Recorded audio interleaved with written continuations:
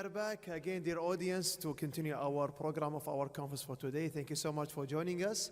Hope you enjoyed the lunch break right now. So we're gonna now going for our third session for today. We're focusing about the capacity building. So our next speaker, he's an expert in his field, and he's from British Embassy in Riyadh. He will gonna talk more about his topic about developing cybersecurity skill and a professionalization toolkit. So let's welcome William Thier.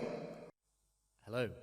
I had prepared some interactive slides that were going to be captivating, fun, and very, very exciting. However, they don't seem to be here, which is fine. So, as introduced, hello everyone. It's a pleasure to be here today. My name's William Thayer, the Gulf Cyber Lead working for the British Embassy in Riyadh. I'm going to be talking you through the United Kingdom's journey in developing a cybersecurity skills and professionalization toolkit. I'm going to have to talk through what would have been some of the slides, so some of the words I'm going to say would have been complementary. So the first question is why? Why do we want to look at the skills and professionalization in cyber?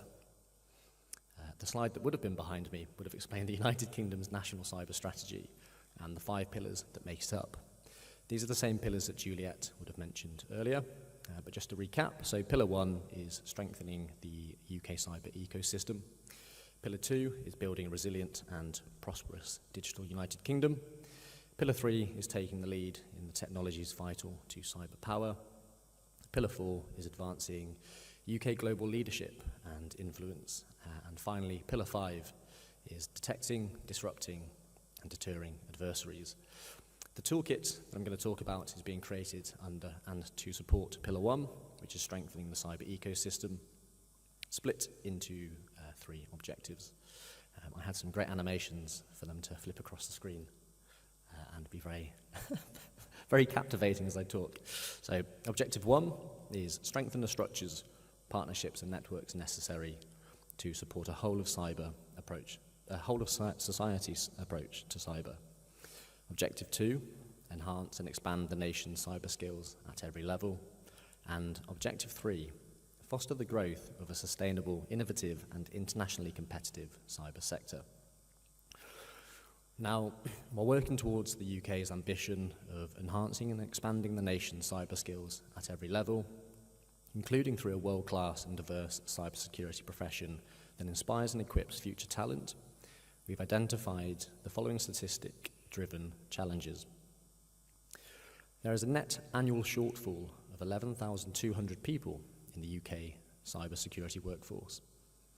Approximately 739,000 businesses in the UK report a basic cyber security skills gap. The UK cyber workforce is currently 17% female and drops to an upsetting 14% in senior roles. 22% of the workforce are from ethnic minorities, dropping to 14% in senior roles, and 12% are neurodivergent. This group makes up only 6% of senior roles in the United Kingdom. Now, we know that we cannot do this in isolation. Cyber professionals need global mobility. The interoperability of professional standards and global recognition of accreditation and qualification is essential to closing the global cyber skills gap and ensuring the United Kingdom has the cyber professionals it needs. Our solution, again, was supposed to be a very pretty slide. Our solution considers 3 key areas to enhance and expand cyber skills. We look at scale, diversity, and quality. When we think scale, the UK cybersecurity sector workforce has grown by around 50% in the last 4 years, with demand for skills often outstripping supply. Despite several interventions by government, with programs such as Cyber First and Cyber Discovery Learning, the wide skills pipeline remains a significant challenge. What I wanted to show you was an interactive slide which breaks down the youth skills pipeline, and it has a program that starts from the age of 7 up to the university age. I wanted to highlight phase 2 of the pipeline, which is called Cyber Explorers. This is showcased in the UK National Cyber Strategy as well. It launched in February 2022 and recently concluded. It successfully engaged over 51,000 students, 2,500 teachers, and over 2,000 schools across the UK. There are positive signs of influence of gender equality and ethnic minority engagement in this programme. We've also offered places to 200 learners with a flexible delivery schedule, enabling applicants and prior commitments to attend training. Over 3,500 people applied for the programme. The Digital and Computing Education Task Force, this is a programme that launched in June 2023 as a 9-month task and finish group led by our Department for Education with support from our Department for Science, Innovation and Technology. Its primary aim is to identify the core skills needed in tech careers and how those skills can be best supported.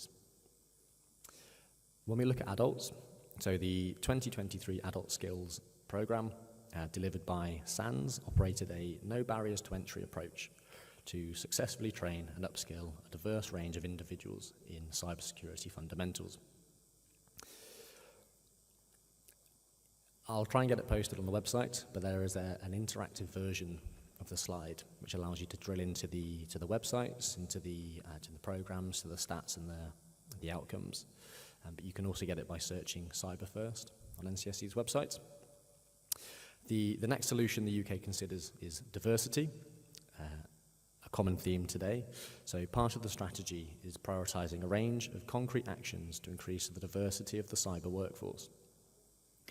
This is not only about ensuring that these jobs and careers are made available to everyone, but also mission critical for our national security, ensuring we harness the talent and skills of the whole population. And finally, quality. So developing a higher quality and more established, recognised and structured cybersecurity profession is a key aim to our strategy. The UK Cybersecurity Council, which was launched in March 2021, and aims to establish professional standards and pathways into and through a cyber career. A world first for the cybersecurity profession and underpinned by the Royal Charter, its mission is to be the voice of the profession, bringing clarity and structure to the growing cyber workforce and the range of qualifications, certifications and degrees that exist across the field. The Council's work will bring about a high quality and more established, recognised and structured cybersecurity profession. The Council has 4 aims: thought leadership and professional standards. This is leading the work to develop and agree the standards that define cybersecurity. Careers and learning, supporting employers and individuals as they make career decisions with advice on cybersecurity skills, professional development and recognition. Professional ethics, providing guiding principles within which practicing professionals and organisations themselves can demonstrate ethical practice in cybersecurity. And finally, diversity and inclusion, promoting cybersecurity as a career opportunity for people of all ages and backgrounds, making efforts to remove barriers to entry and progression within the field. Again, some whizzy animation behind me. I was going to display the word professional, of which I'd like to talk about how we define what a professional is. So we believe that cybersecurity professionals need knowledge, skill and experience to ensure they are competent to fulfill their role. In addition, the practitioner needs to understand and commit to good ethical practice. Knowledge, skill, experience and ethics create what we believe to be a well-rounded professional. When we think of skill, we think of expertise in one or more activity, the ability to do those things well. Skills can be termed hard, which generally relates to specific technical areas, or soft, which relate to personal attributes such as empathy, leadership, and the ability to communicate. Next is knowledge, the intellectual understanding of information, which can be learned through education or experience. Experience, the process of getting knowledge or skill from doing, seeing, or feeling things. That makes up competence. Competence is the proven or demonstrated capacity of an individual to carry out a specific function or functions using their know-how, skills, qualifications, and/or knowledge. To competence, you need to add ethics. We see this as a system of accepted beliefs that control behaviour, especially such a system based on morals. The UK Cybersecurity Council focuses on 3 areas within their ethical declaration: credibility, integrity, and professionalisation. The UK Cybersecurity Council's glossary of terms can be found online through their website, but again, I'll try and have this circulated or shared. Next, a cyber ecosystem, which is a full circle back to the start. So how do we build a cyber ecosystem? A fully functioning cyber ecosystem is essential to the growth and sustainability of the field. The cyber skills ecosystem has 5 areas where join-up is necessary: government, academia, industry, regional, and international.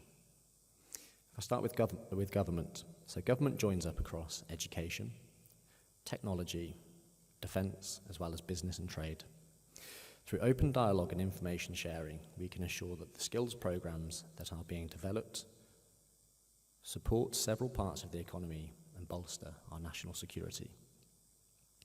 The UK National Cybersecurity Centre in the United Kingdom is also an essential partner for the development of programmes as the technical expert on cybersecurity matters, including in the educational space.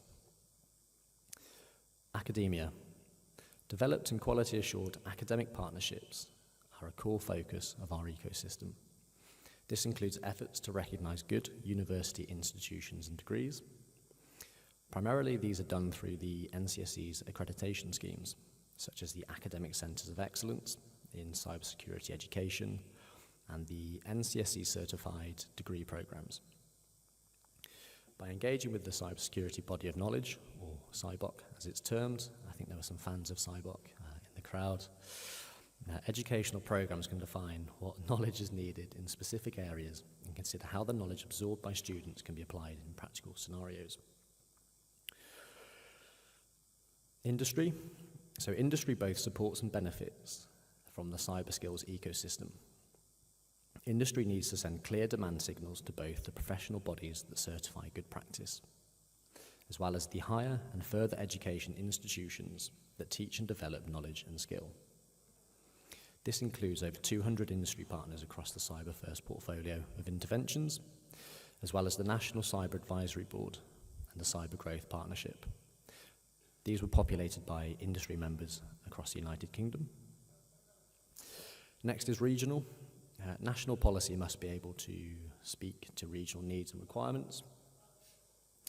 The development of cybersecurity clusters and the UK Cyber Security Cluster collaboration, as well as regional leads and regional working groups, guarantees that two-way dialogues can take place.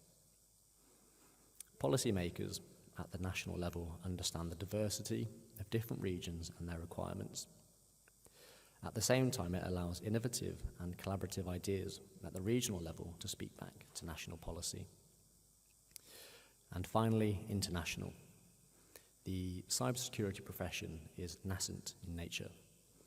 In addition to UK-based policy developments, there are signs that the profession is developing along similar lines internationally.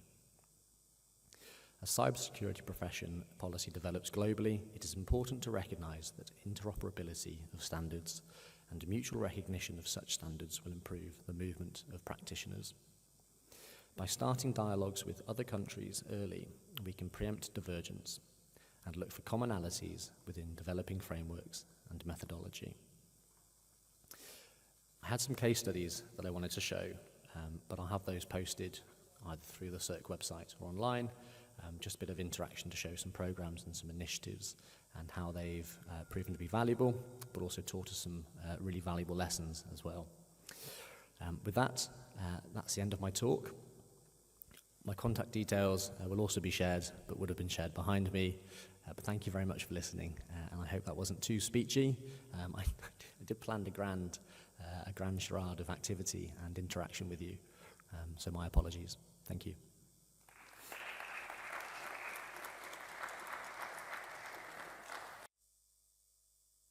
So, Mr. William Thier would like to thank you today for this wonderful speech and consultation. On behalf of our conference, we would like to give you a plug to present to you about because of your wonderful performance. Thank you so much for joining us, Mr. William. Can you please proceed again to the stage? Thank you so much for joining us with a stand of applause with Mr. William Thier. Thank you so much.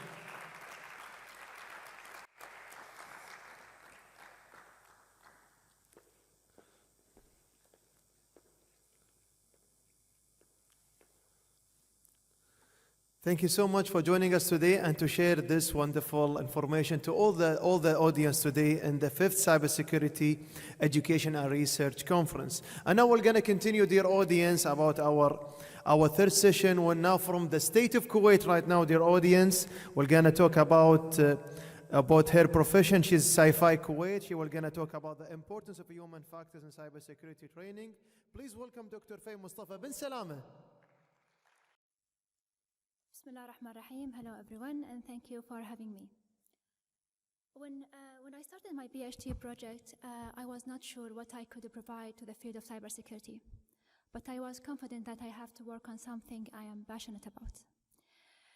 My passion is I like to transfer information to others. I feel very happy when someone asks me about something I can answer, or at least I can provide them to get the direction to get the answer.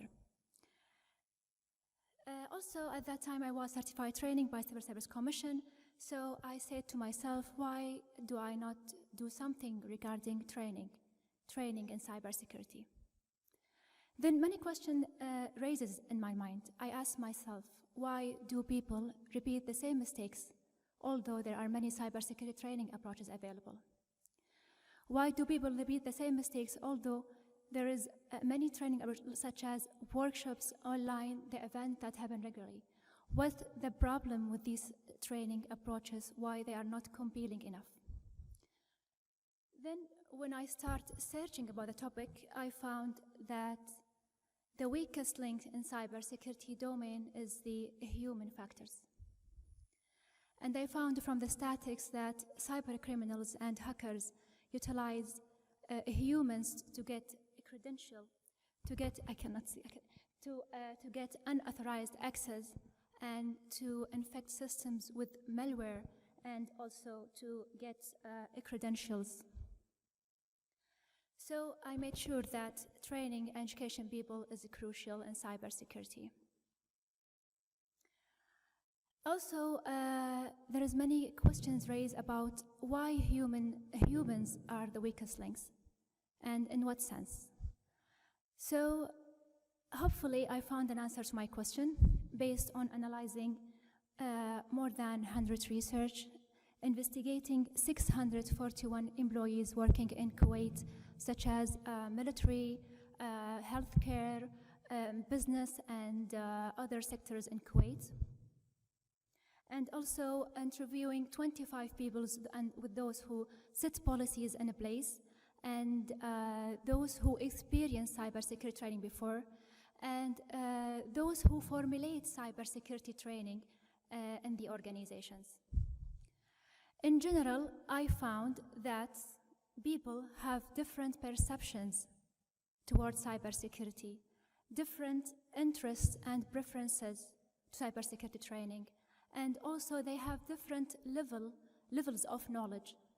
As a result, it makes sense that the one-fits-all cybersecurity training approach is ineffective.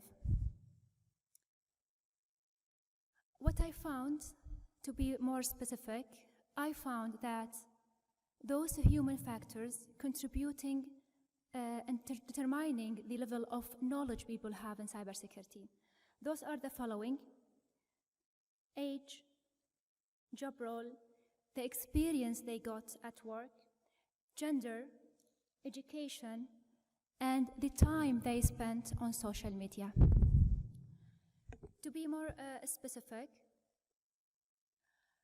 we found that those who work in office and administrative support, and those who work in business and financial operation were having the lowest knowledge about cybersecurity and the knowledge about cybersecurity, so that when we compare them with other job roles in the organizations. When it comes to age, we found that those fresh employees until the age 35 and those who exceeded 55 years old, they have lower knowledge about cybersecurity topics, and they have many questions in their mind about cybersecurity when we compare them with others. When it comes to experience in years, also we found that those fresh employees with less than 2 years of experience and those with more than 25 years of experience, also they have lower knowledge in this area and they need to prioritize for cybersecurity training, and they also have many questions in their mind about cybersecurity.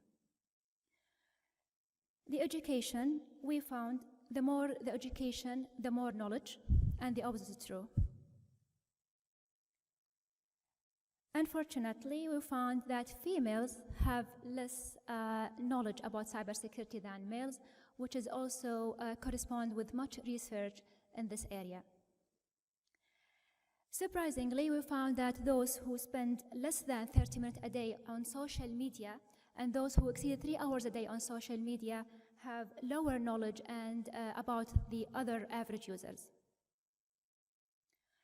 So this is the reason why we say that the one-fits-all cybersecurity training approach is ineffective, but we also found another reason that indicated that the one-fits-all cybersecurity training approach is not effective, because people have different perceptions, different interests, different interest towards cybersecurity training, and also different needs. So this is another reason why we suggest that it should be not a one-fits-all training approaches.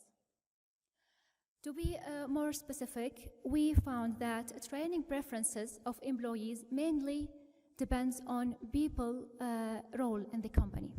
For example, we found that those who work in office and administrative, they prefer to attend events. They like the motivation in such a way to attend the training, and also they prefer phishing tests. But those who work in IT, they have no problem to have all kinds of training approaches during the year and to mix them, and they have also no problem to have a long in-depth training. However, those trainers or those work in education sectors, they prefer to attend the training in person. They like the interaction. They want to interact with the trainer, so as the opposite of others. But those in leadership positions or those in C-levels, they don't like the in-class training, but they want something coming to them to their office, like a tip sheet or like an email with guidelines. And those military, like police and army, they prefer also to set policies in place, and also, if there is something very important, short presentation from time to time. So this is our solution. It is a light web-based framework for organization, and especially for those who stakeholders in the organizations. The framework called Adaptive Cybersecurity Training Framework for Social Media Risk. We concentrate on social media risk. Why? Because social media built to enable for communication, and also it is unethical and illegal to enforce such policies for social media. The framework starts with identification, so we want to know who they are, what they are doing, what they prefer. So the outcomes of our study, the significant factors that contribute the identification, and also, of course, the level of knowledge they have through a test. Then there is a risk estimation. Here we will use a formula to calculate the risk called human factor risk. So based on the outcomes that we got, then we will analyze the risk based on these outcomes. And at this phase, we will help organization to know this training for who or who is at high risk. Then also this will save time, money, resources, and most importantly, the organizational assets. And of course, at the end, we will have an adaptive training that adapt to to everyone needs, and we will have 3 levels. So those at high risk, what they prefer, and we have medium risk and low risk. Then the 4th phase is the training, design, or the implementation. And of course, this should be a continuous process and not a one-time work.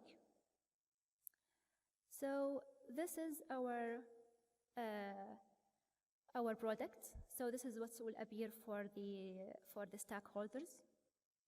And every employee will have a separate account, that he will have a separate, different training than any other employees in the company. And we make sure that it will be in 2 languages, English and Arabic, because the language is barrier for some employees in the companies. Our work has been published in three places, one in conference IEEE, and chapter of a book, and also a journal about ICT.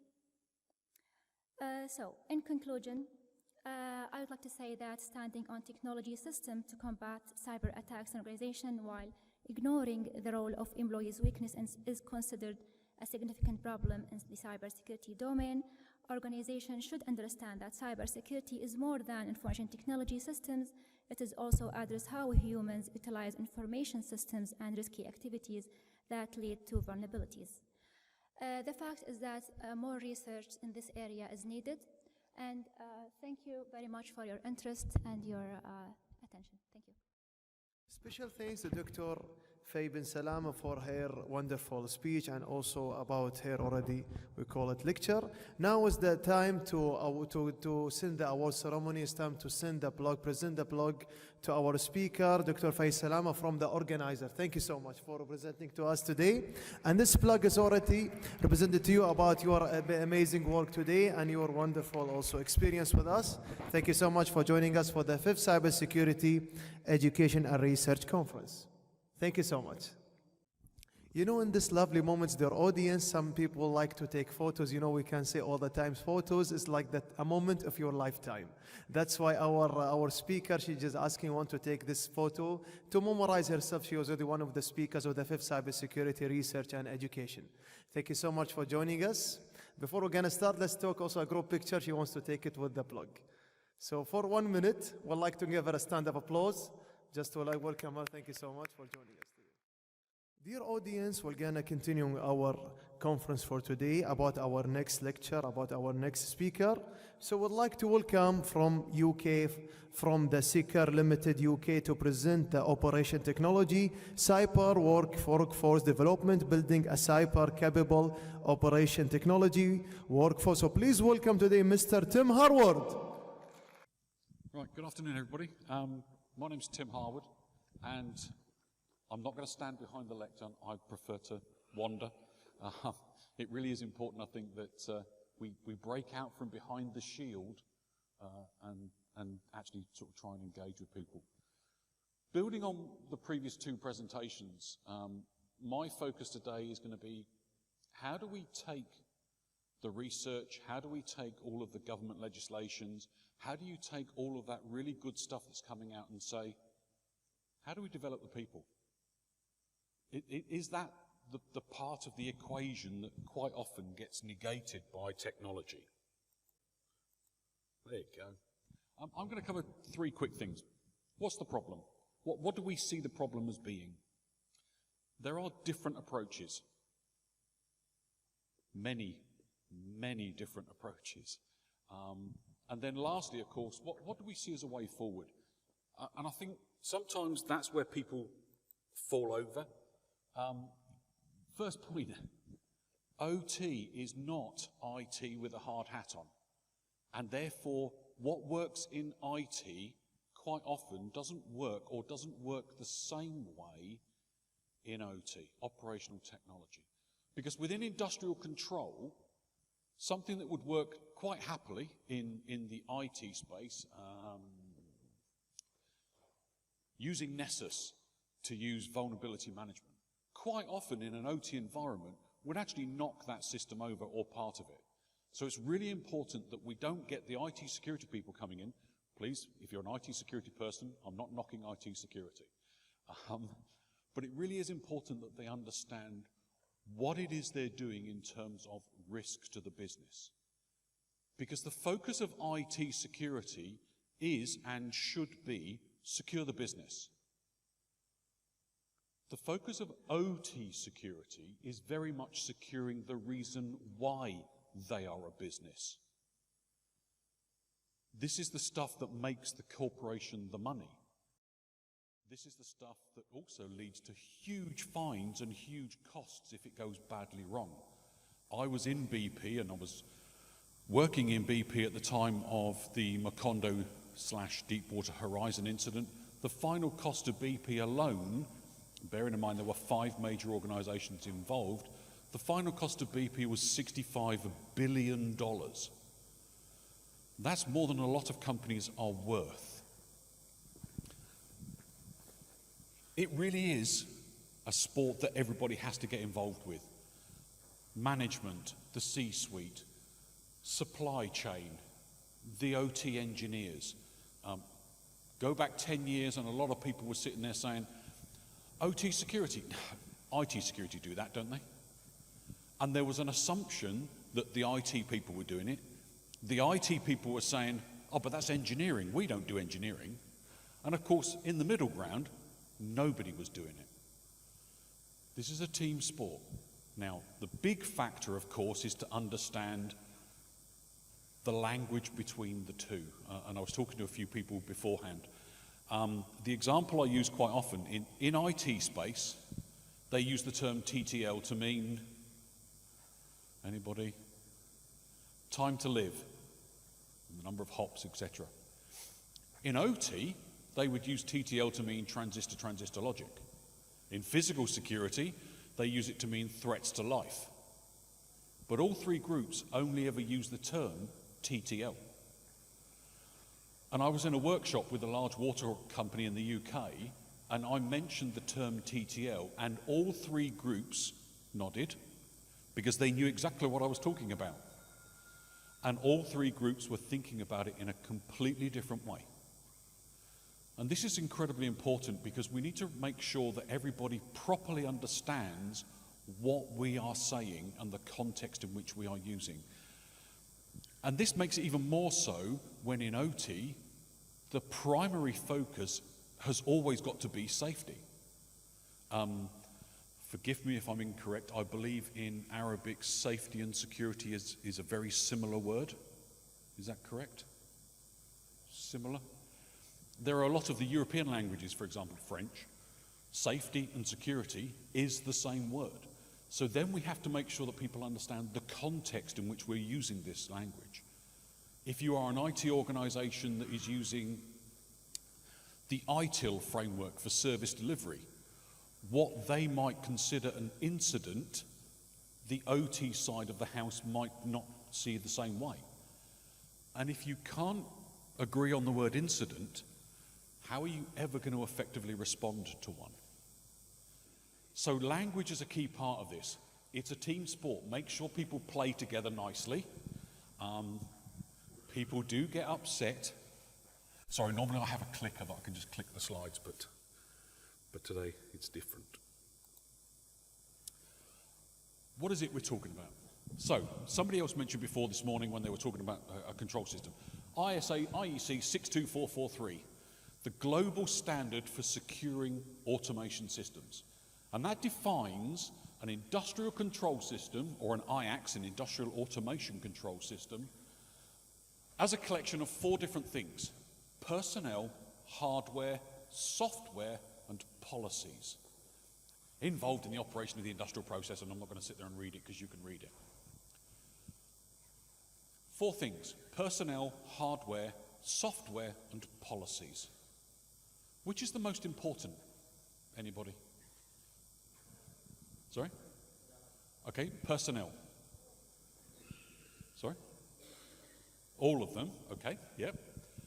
Arguably, I'm playing devil's advocate now. Arguably, people write the policies. People implement the hardware, etc., etc. And there are many different arguments on both sides of the coin. Now, I deliberately said which is the most important. Of those four things, personnel, hardware, software, and policies, within your own organizations, which one do you think would be the biggest vulnerability?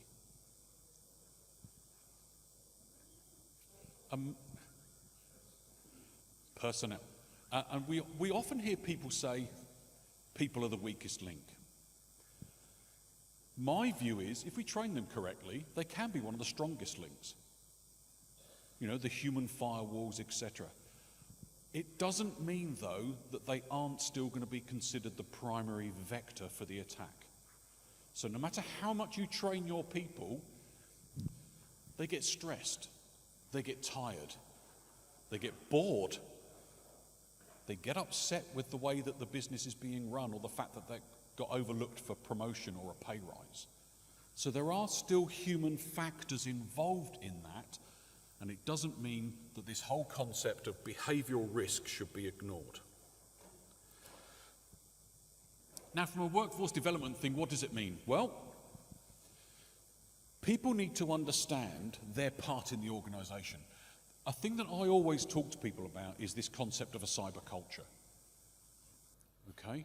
Cybersecurity isn't you go and do some training courses. I know I run a training company. I would love you to come and do my courses. But it's not about doing a training course.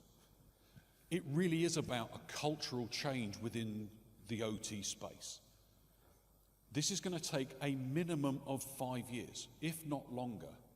And hey, let's be honest, we did it 30 years ago with a thing called safety. And now, whenever you go out onto site, you wear your PPE, you put your hard hat on, you do things correctly. And certainly from my background in the oil and gas industry, when you walked down a set of stairs, you held onto the handrail, you didn't use your mobile phone, you didn't carry too much paperwork.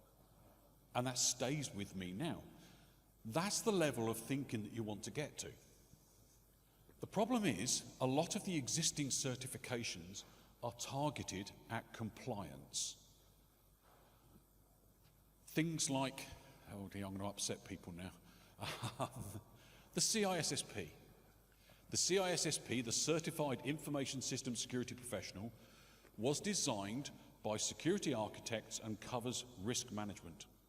Now, don't get me wrong, I am not knocking the CISSP, okay? It does have a place. Within OT, though, the CISSP only mentions the word SCADA 5 times. And when it talks about control, it means IT security controls. So we still have an issue here. Plus, of course, from a business perspective, a lot of organisations are still in that mindset of, I get it. I know that the government is saying we have to do something around X, Y, Z. How much will it cost me to do that? $10,000. Here's $10,000. Because I need to tick that box. They see things, they don't go beyond that about doing the right thing. And that's a key failing, I believe, my personal opinion, in senior management sometimes. Now, what does the business want? Let's change it round. They want a workforce that is capable of identifying when something's going wrong. Now, of course, that has to be backed up by the procedures in place and the organisational processes in place, so that when old Tim, the engineer, is sitting there at 2 o'clock in the morning and he's going, do you know, something's just not right. I'm not sure what it is, but something's just not right with the system. Who do they tell? Who cascades it to the right people? Does the Security Operations Centre even have somebody with OT skills in? Who's the person that is responsible for saying, I've heard enough. I am now declaring an incident. And from that point, what happens? And quite often, that's the bit that people are missing. The understanding of who identifies that? How far's it got? What type of incident is it? What do I do next? And it's those processes and the procedures. They have a policy, But quite often what they don't have is the guidance that underpins that policy. Step 1, do this. When you've finished step 1, go to step 2 and tell this person. And with that, you have this building of a resilient organization. The ability to respond and get back to normal. Now, of course, that brings in a different conversation. Getting businesses to properly articulate what is normal is really hard work. Because quite often, it's in old Tim's head. Because I've been using this system ever since I implemented it 30 years ago. And that concept of understanding what does normal look like, again, is extremely important, because if you don't properly understand what normal looks like, how do you know when it's not? How do you know at 2 o'clock in the morning when something's going wrong and you're sitting there thinking, it doesn't normally happen like this? Well, what are you measuring that against? We are getting better with the newer projects, because we can build it into things like FAT and SAT. How do you do that with a system? For example, I was on a nuclear site early this year, and they were still running a system called DOS. Now, I'm sure most of you have heard of DOS, predates Windows. The biggest problem that they had wasn't the system itself. It was the fact that they were down to one person left in the organization who understood DOS. And the younger generation coming into the organization had no clue, because it's not something that is contained within their training or their academic studies. Of course, within the OT space, there are people that have different views as well. The operator view, make sure that things are working correctly.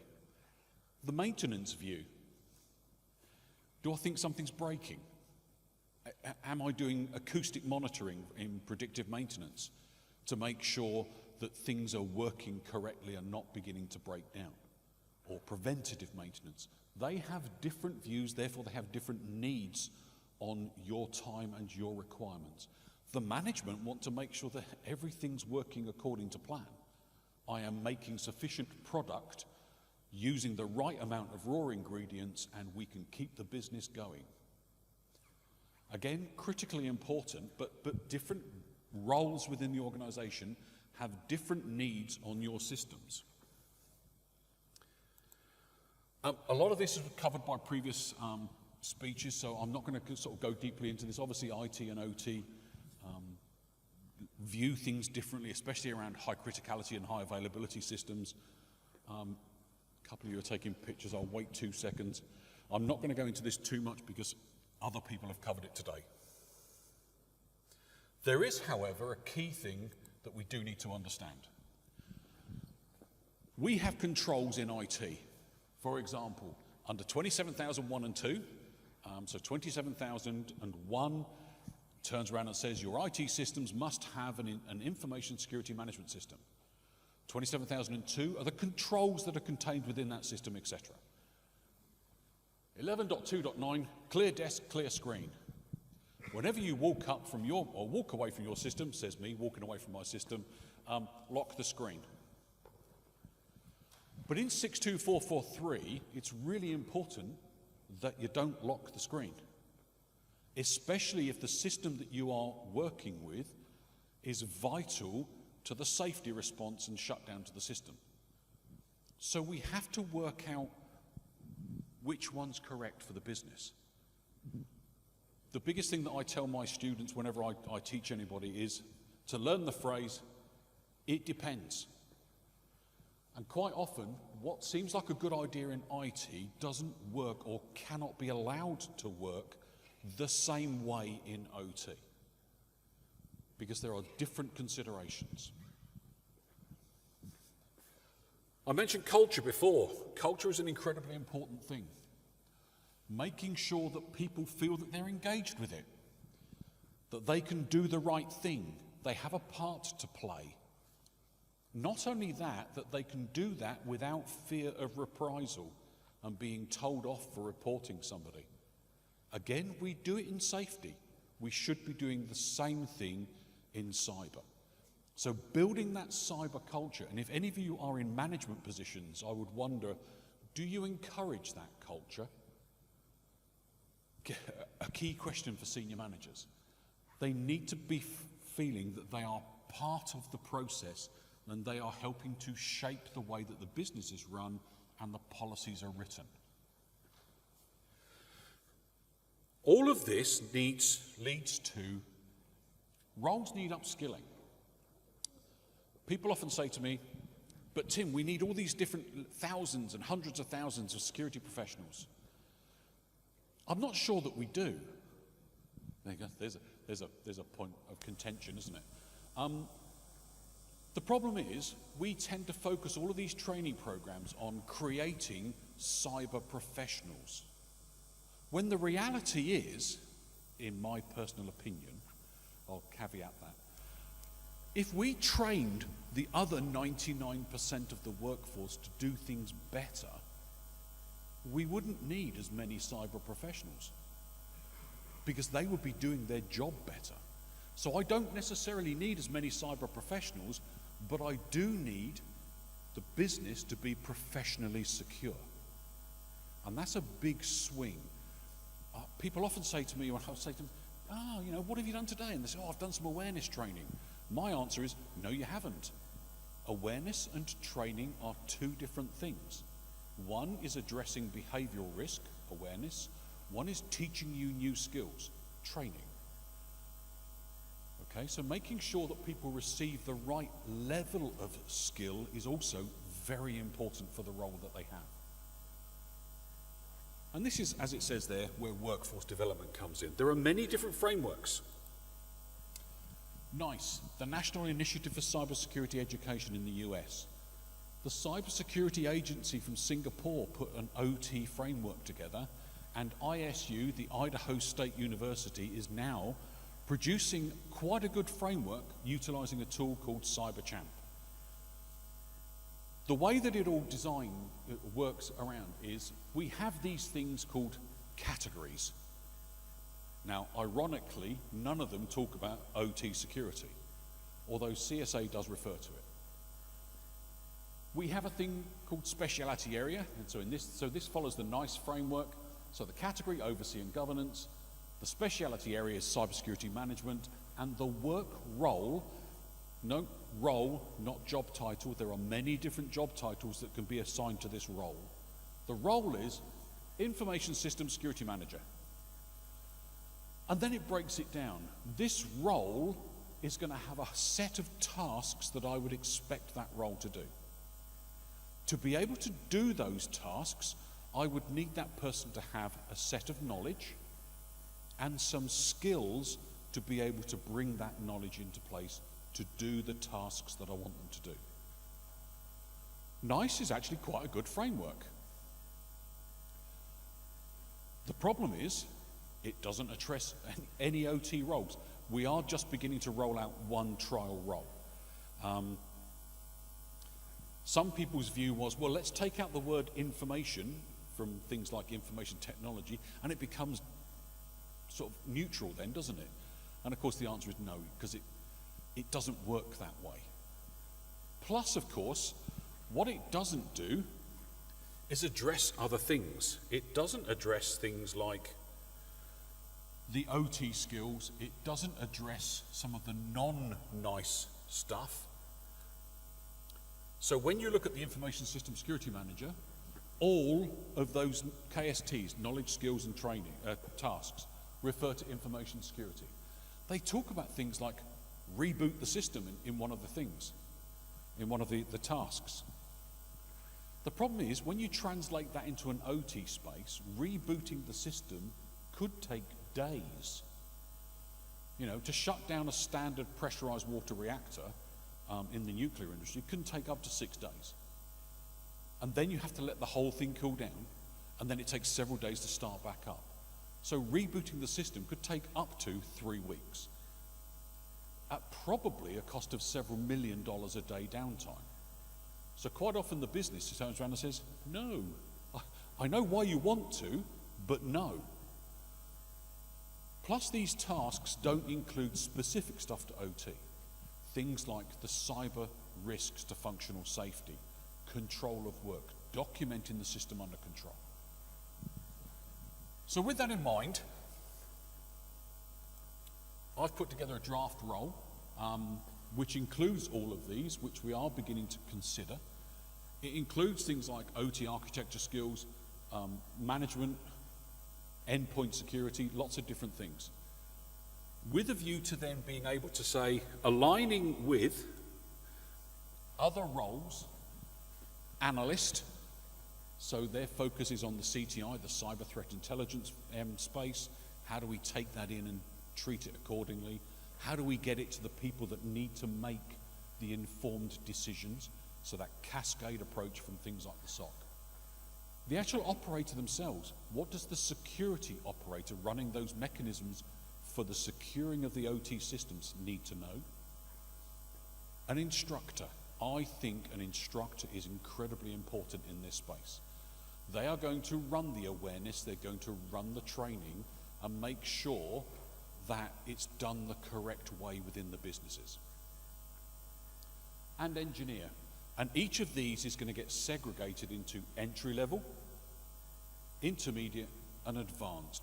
You know, so just coming into the industry, either from a lower level, in from an academic area, or transferred in from another area of the business. Intermediate, I'm beginning to become quite senior, but I still need to shadow the senior people, but I'm going to start maybe mentoring a couple of the younger generation. We do have a challenge of people coming into the industry that have a changing skill set. And then, of course, advanced. People that mentor groups, people that lead this, the thought leaders within the businesses. They're really important. And of course, quite often, those are seen as the people that have been doing it the longest. That's not necessarily the case. What it's going to provide your businesses with is a better understanding of things like, where are my high potential people? Can I look down these tracks and say, actually, these 3 people here, they're really doing well, and I can measure that by doing a gap analysis, and therefore I'm going to keep my eye on them, or I'm going to push them for fast track training to move them up quicker. I can also look at it from a succession planning point of view for legacy systems. I've only got 3 people left that understand this DOS system. I need to manage the succession plan to them. Old Tim, the engineer, is going to be retiring in a year's time. Who's going to partner up and buddy up with Tim to get everything out of his head in 12 months? Because then they become new Tim. And that's a big problem within the industry at the moment, or the industry sectors at the moment, because something like 40% of the mature workforce in things like oil and gas are going to be retiring in the next 5 years. Big problem for skills. And of course, the assurance that you're in a much better place.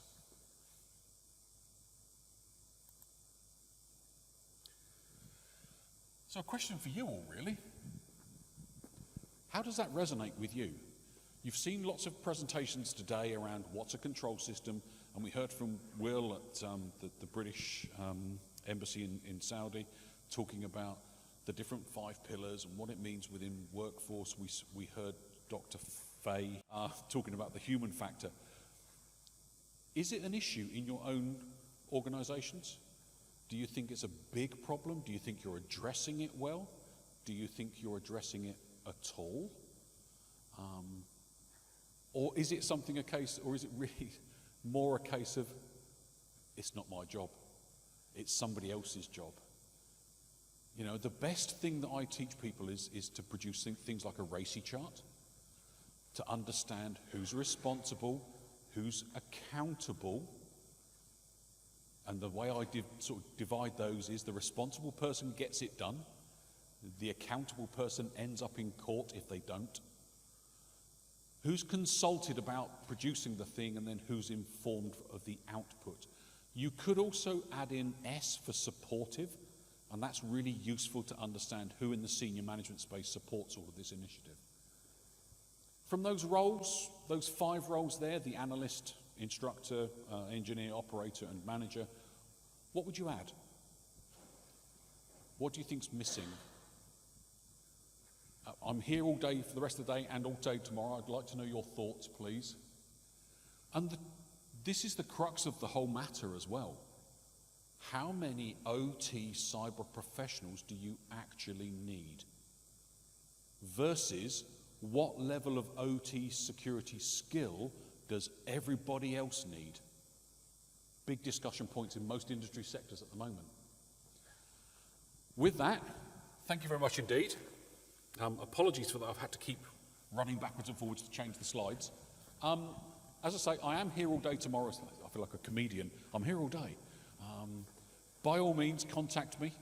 It's a big thing within the industry sectors at the moment, proper, structured workforce development. Thank you very much. Thank you so much.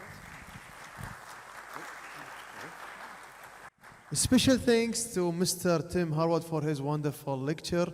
And now the organization of the conference is gonna give a present the plug to Mr. Tim Harwood for his wonderful speech. Thank you so much for joining us today and to share to everyone in the hall. Thank you so much.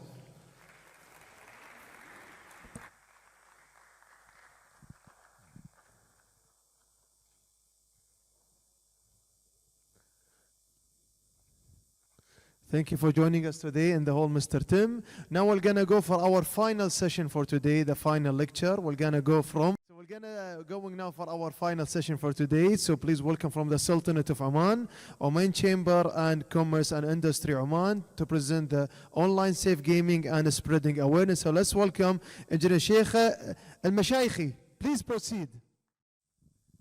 Bismillah. Assalamu alaikum everyone. أول شيء شكرا لجميع الحضور اللي بعدهم جالسين لحد الحين. Thank you for everyone who is still staying up until the end. It's a really challenge.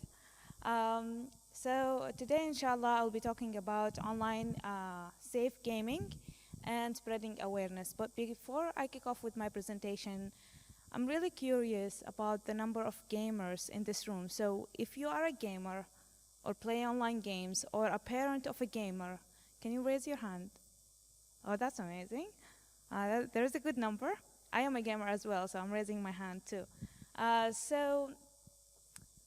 Well, inshallah, I'll talk about what in today's presentation.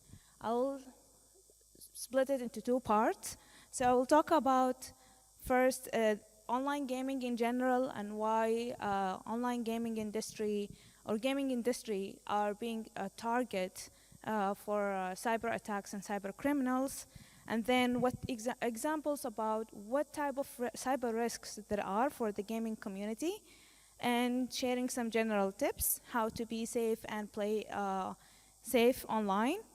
And then the second part will be about the UK Gulf Women in Cybersecurity Fellowship program and the awareness campaign for gaming community in the GCC region and countries. So almost everyone knows that there are the games are come in different forms and types. And genres as well. So there are action games, adventure, puzzles, to card games, strategy games as well. And they come also in different, and actually the list can go on. This is just a snapshot of examples. And there are also a lot of platforms for games. There are PC games, mobile games, as well as console games like PlayStation and Xbox, and also browser games or web-based games. I don't know if anyone has played browser or web-based games. I did when I was a child, so yeah. Okay, there are games, we have fun, but why would the gaming industry or gaming community be a target for cyber criminals? Of course, because of the financial success. Gaming industry really make millions and billions of dollars in revenue. And there's a huge, it's like a really good target for cyber criminals with financial motivation. And also because the gaming community is really huge. So the more users, the more gamers, and of course, the more data and information there are that's used, stored, and linked to the online accounts as well. So it's really easy to have like this big hub of information that can be like stolen or used or manipulated by cyber criminals. Also, there are gamers who use third-party tools to kind of like unlock different levels in the game and so on. Like expanded attack surface, which means that there are a lot of security vulnerabilities that cyber criminals could exploit as well. And even they don't have to be hackers or cyber criminals, but there are also really, really competitive gamers that want to win in this national or like global competitions. So they would launch DDoS attack to the other gaming server, like if they're in the Asia server, they would launch DDoS attack to the Europe server in the game so they could win. These are just examples. I'm going now to show you how, like, this is actually just to show that the risks don't come only from the game itself or the game file itself, but also from the other platforms and programs that almost every gamer use. So at least every gamer at least uses one or two of these platforms and programs. Those are the most common ones. There is Steam for PC, for downloading PC games, also joining the online community for chatting and exchanging, gaming news and all of that. There's also Twitch. Twitch is a very popular live streaming platform for gamers. There's Discord. They use it for sharing memes and chat and links and just keeping in touch with their other gamer fellows. And the list as well can go on and on, but this is just a snapshot and to give you an idea that cyber risks for gamers don't only come from the game, but also from the other programs and platforms that are used by gamers. So what kind of cyber risks there are for them? I mean, other than kind of like targeting or attacking the game developers or publishers and steal money or taking the information and so on. So I will share 4 of these risks, the most common ones, in general and brief, just to give you an overview and idea about the risks there are for gamers. So the first one is playing with strangers.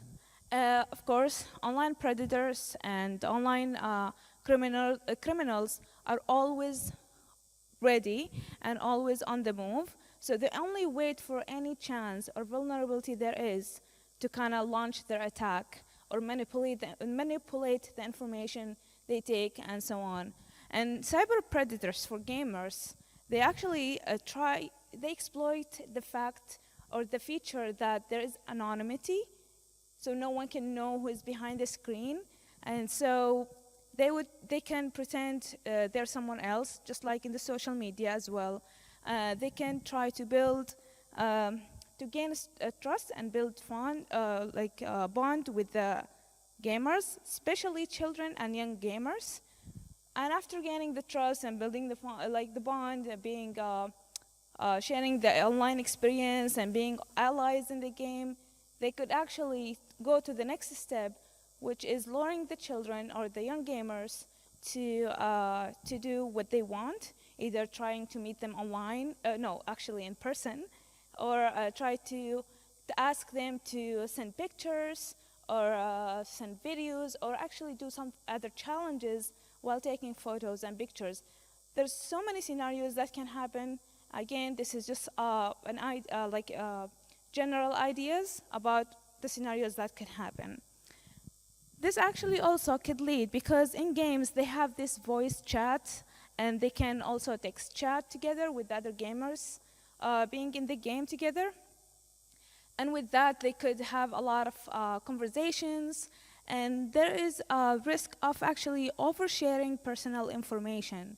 They could, especially with children and young gamers who don't really understand that they need to be careful about what they share with strangers behind the screens. So they could share about their family background, their home location, bank information, about themselves, if there are any flaws, and even like what happens in the school and so on. So online predators will be ready to kind of manipulate the psychological factor in this and try to kind of lure and play with, the information they get to attack whenever they get the chance, attack the children or the young gamers. Of course, we can't deny the fact there is also cyberbullying and blackmailing in games. It can come from peoples and other gamers in the game, but it also can come from the type of the games. There are games that actually have really dark motive. I don't know if you heard about the Blue Whale and Momo games. It has been a long time ago, but these two games are good examples of really bad dark motive games where they give challenges to the gamers, young gamers and children, and ask them to do like a suicide or like self-harm challenge. So it doesn't have the risk doesn't have to come from like online gaming friends, but also from the game itself. So in this case, parents really do have to be careful and monitor what their children are playing and who they're talking with, and all of that. It's very crucial. Also, some gamers, some online predators who will ask the gamers to open their webcam. They don't have actually to ask them to open their webcam if they're not live streaming their gameplay, but some of them will ask them to open their webcam, and it's very dangerous. Even before the pandemic, the cyber risks are not really that new to this field, to the gaming industry, but since the pandemic, it has been in increase. And now with the AI coming up, imagine if like kids and children are not really aware about what they share, what they send to strangers online, saying because they are friends online in the game, and how that could be like used in a bad way. So there's a story about actually 2 weeks ago or 3 weeks ago, my little cousin was telling me about how one time he joined an online game playing with strangers. He doesn't usually do that, but he was telling me that it was a voice chat, like communicating with the other games, like, I think it was PUBG, PUBG game, like mobile game, yeah. So they were persistent, telling him to send a photo or like open the webcam, saying to prove that he was a boy, not a girl. So this is one way how online predators can actually try to kind of lure the children to do something. Because he felt uncomfortable about this, he immediately left the game and left it the way it is. But this is an example about how like doing these challenges and being persistent about their opinion, trying to ask children, make children do something they want. And yeah, and other things that can impact gamers' behavior, like the bad language. You can suddenly see gamers use a lot of bad language, cursing and all that. So your child could start using this bad language and so on. Okay, so the second risk is financial related risks. Of course, gamers really spend real money on games, not only in buying the game itself, but also in buying in the in-game purchases, buying the in-game currencies or character asset or game assets. If they want to level up and have really cool outfit for their character, they're ready to pay for that. Also, there are the mobile games that are free and have a lot of pop-up ads. So what they can do, like some gamers, what they do, or not necessarily gamers, but also even users, they would pay to get rid of these ads. But this could lead to another risk, that there are malicious games that have hidden fees and charges or scams. So let's say this game will ask, okay, if you pay, let's say, one-time purchase, you can get rid of the ads in the game. And they will do that. But then there is this hidden fees that every month they will be charged because they have their bank card account details saved. So automatically it will be charged with small amounts without the user realizing that there has been money being taken out of their bank account. So until like later on. So this is another risk that can come from like paying for online games or the free games as well. Other things, there are actually gamers who don't really want to start from scratch to level up their character and like profile and so on. So they will take over other accounts and hack other accounts, lock them and have them as their own. Or they will also hacker or like take over a really high ranking account and sell it to someone else with a really big amount of money. And there are people who would actually pay and buy a already kind of high rank gaming account as well. Okay, let's see what else. So, and not necessarily about like the bad kind of motive in like financial related risks, but also gamers themselves would like to exploit the glitches and bugs in the games to like, let's say, unlock the levels and reach, let's say, the 10th level without going through like the 9th level, the 9 levels in between.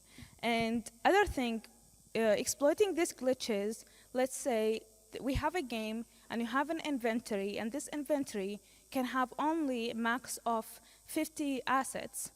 But then there was a glitch, like there are games that have some glitches and bugs, and if hackers or gamers actually knew about this and how to manipulate it, what they would do is to create, kind of like modify the source code somehow, or modify like, you know, the cheat codes of the games, and then they would have the infinite inventory. So what they would do is like to have infinite assets in the inventory and continue selling them to other gamers with real money. So there's always like not, you know, only to the gamer, but gamers can also be like victims or can be the predators as well. And the game cracking piracy as well. So there are people who would like to steal the gamers and like the ownership and the rights. They would upload it either free or with a small amount of money on different platforms like torrents, for example. And this actually could expose the risks. It could impact the game publisher or developer financially because, you know, they're losing money. Their games and the ownership of the game is was just stalling and manipulated. Or they can also modify the code and have like malicious code, line of code and something in between, unlike others can just download it for free and so on. And yeah, there will be like a lot of security vulnerabilities in it. Then we have malicious games risk. What do I mean by this? It's because, let's say for example, the browser games or the web-based games.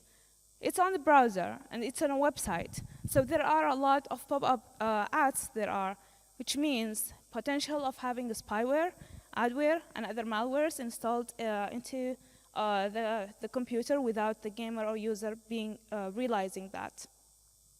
And then there are fake games, mobile phones especially, and PC games as well. There are fake games that have like the same icon, or you have this free or beta version of the game. You can download it to try it for a couple of months and so on, but actually it's a malicious file. So once the user will download it, it's just like their device could crack, or there's data can be stolen, anything could happen. Phishing attacks, again, using the platforms I mentioned before, the Steam, Twitch, Reddit, and Discord. other, like between the gamers and in the community, in the chat community, malicious links could be shared, inappropriate content could be shared, inappropriate content, links, all of that could be shared within the chat. This is another risk as well. And other thing is, like, some gamers would like to kind of also take advantage of the what is it called, the glitches and bugs in the game. So I have this example to kind of show what I mean by this, how they can use that. In Pokemon Go, does anyone know Pokemon Go game? There we go, we have someone. Amazing. So you know how in Pokemon Go is like a mobile game, and it actually works with the real life GPS location. So if I am now in Kuwait, I can only catch the Pokemon and compete with the other Pokemon catchers in the game only in the Kuwait.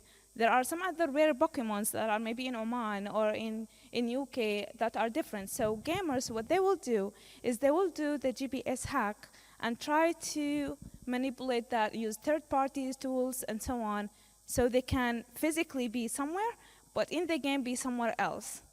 But that could lead to have like increase and open other doors for security vulnerabilities that could be exploited, and their devices could be hacked and so on.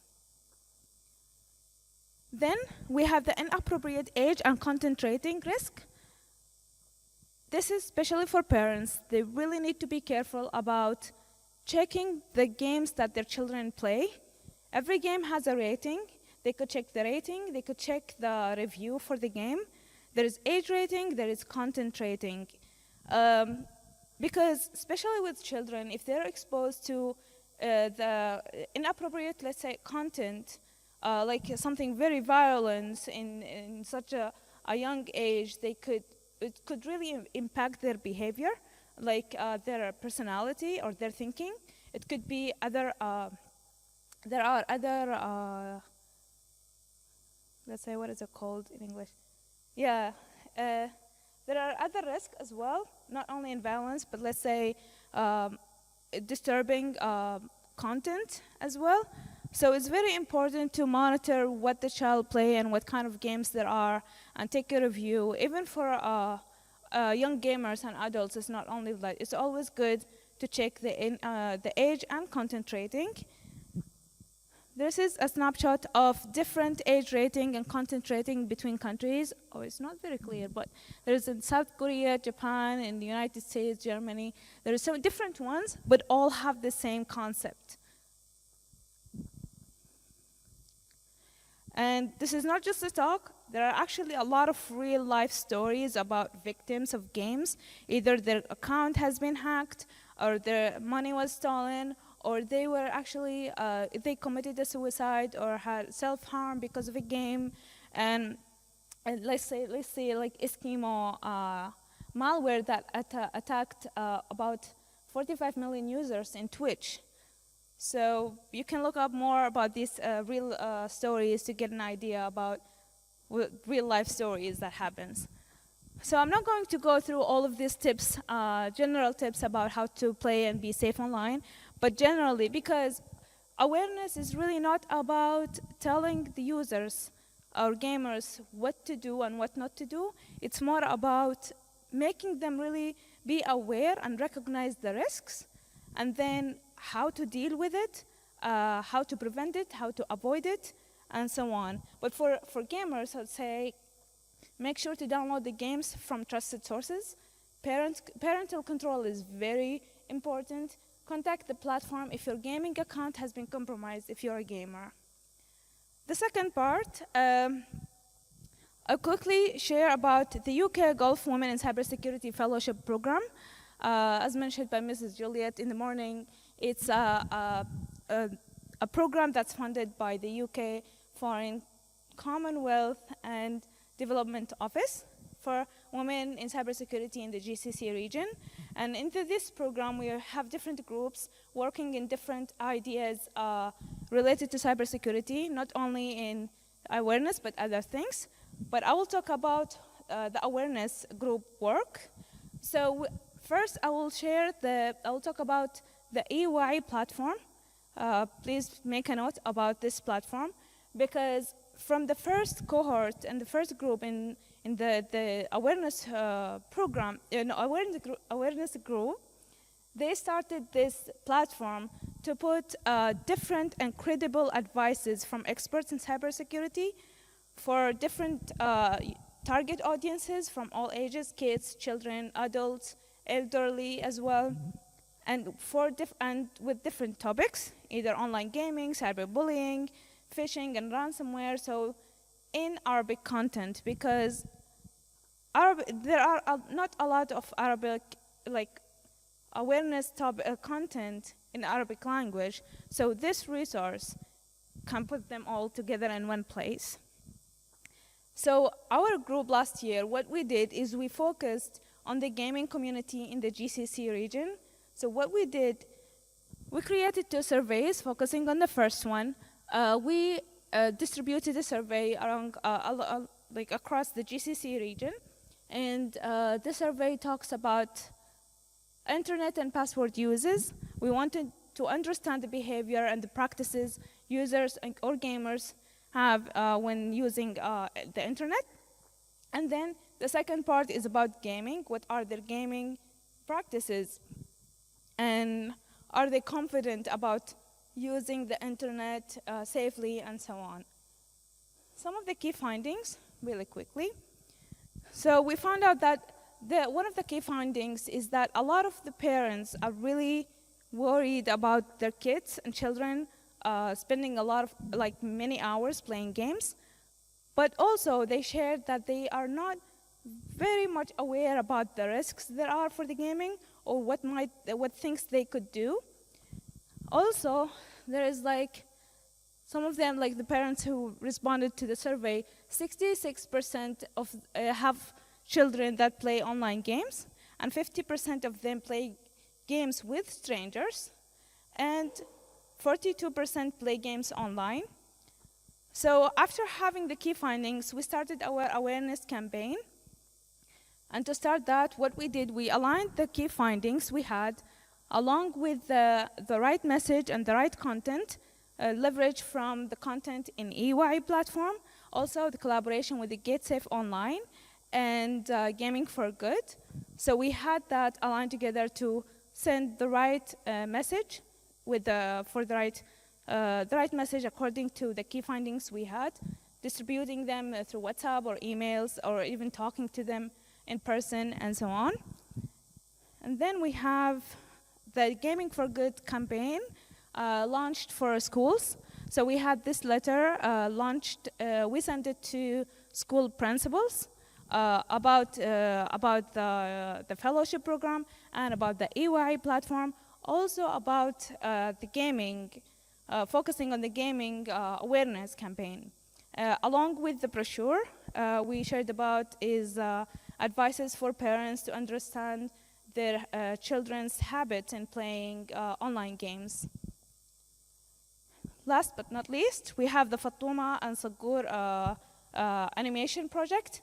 It's also available in EY platform. It's 3 episodes, short episodes, to show the safe practices for kids using the internet. And each episode has different topics. So the first one is about protection of personal information, and the second one is about safe online browsing, and then the third one is about email security and safe uses. I guess that's it. So if anyone would like to have more chat about gaming and safe uses online, or about EY, I'll be around, or you can contact me as well. Keep note about the EY platform. And if you are interested to know more about what are the other projects that the fellowship Women in Cybersecurity worked on, you can check the link they have from Plexel report. So thank you so much. Thank you so much, Engineer Sheikh Al-Mashaykhi, for this an interesting lecture for the gamers at least, so no one will get hacked or will get their money from their application for the games. So now the organizers of the conference will gonna to present the plug and the award for Sheikh Al-Mashaykhi for her wonderful lecture. Thank you so much for joining us, please. Thank you.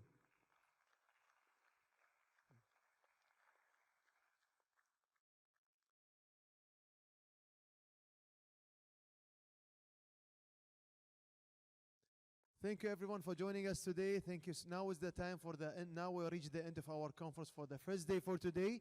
On behalf of Kuwait University, British Embassy, and also the KCST and UK Science Innovation, and also the KFAS, we're sending our gratitude and appreciation for everyone who's watching already joining us today and the first day of the conference. See you tomorrow and the same time at 9 a.m. Thank you so much. Enjoy your time. Have a great day, everybody.